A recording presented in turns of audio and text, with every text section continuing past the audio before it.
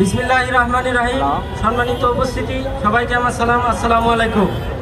আজকে ইনকিলাব মঞ্চের আয়োজনে আমরা আজকে এখানে শহীদি সমাবেশে উপস্থিত হয়েছি এই গণহত্যার বিচার এবং এই ফ্যাসিস্ট আওয়ামী লীগের নিষিদ্ধের দাবিতে।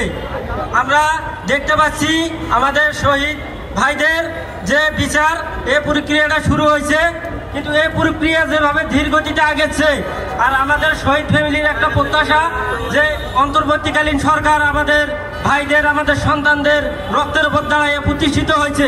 আমরা চাই এই সরকারের শাসনামলে আমরা যেন এই শহীদদের বিচারটা দেখে যাইতে পারি।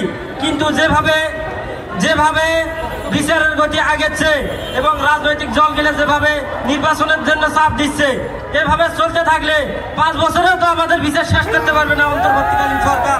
আমরা অন্তর্বর্তীকালীন সরকারের কাছে আমাদের জোরালো দাবি, আমাদের এই শহীদ ভাইদের যেন বিচার দ্রুত সময়ের মধ্যে নিষ্পত্তি করা হয়। এবং আর একটা দাবিতে আমরা এখানে সমবেত হয়েছি, ফ্যাসিস্ট আওয়ামী লীগ সরকারের এই ফ্যাসিস্ট আওয়ামী লীগ সরকার আমাদের ওপর যেভাবে নির্যাতন নিপীড়ন চালাইছে, তাদের নিষিদ্ধের দাবিতে আমরা এখানে উপস্থিত হয়েছি। তারা সবসময় নিজেদের একটা দাবি করে আসছে, তারা নাকি 1971 সালের এই স্বাধীনতার নেতৃত্ব দানকারী দল। স্বাধীনতা কি দেশ কি এজন্য হয়েছিল? গণতন্ত্রের মূল মন্ত্র হচ্ছে জনগণের ভোটে নির্বাচিত সরকার, কিন্তু তারা জোর করে দেশের ক্ষমতা দখল করে রাখছিল এবং আমাদেরকে বিভিন্নভাবে আমাদেরকে নির্যাতন নিপীড়ন করছে। রাজনৈতিক দলেরা কোনোভাবে রাস্তায় বের হতে পারে নাই। আমাদের একটাই দাবি, এবং তারা এই 24-এর গণ অভ্যুত্থানকে 1971 সালের মুক্তিযোদ্ধাদের মুখোমুখি করতে চায়। আমি একটা কথাই বলতে চাই, 1971 সালে মহান মুক্তিযোদ্ধারা দেশের জন্য জীবন দিয়েছিল, এই দেশের মানুষের মুক্তির জন্য। এবং 24-এর গণ অভ্যুত্থানে এই আমাদের ভাইয়েরা, আমাদের সন্তানেরা জীবন দিয়ে 1971 সালের মুক্তিযোদ্ধাদের জীবনের আত্মত্যাগকে আবার পুনরুদ্ধার করছে। তারা যে ষড়যন্ত্র করে আমাদেরকে, আমাদের 24-এর যোদ্ধাদেরকে 1971 সালের মহান মুক্তিযোদ্ধাদের সাথে মুখোমুখি সংঘর্ষ দাঁড় করাতে চাই। যারা মুক্তিযোদ্ধা শহীদ ফ্যামিলির সদস্য আছেন, তাদের কাছে আমার একটাই দাবি, 1971 সালের যারা যোদ্ধা ছিল এবং 24-এর গণ অভ্যুত্থানের যোদ্ধারা সকলে এক কাতারের সৈনিক।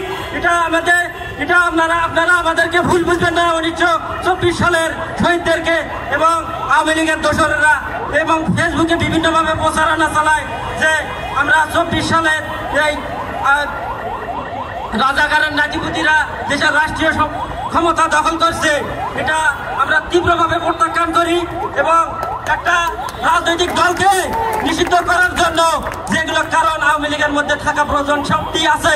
3টা গণহত্যা এই 15 বছরে আওয়ামী লীগ সরকার 3টা গণহত্যা পরিচালনা করছে।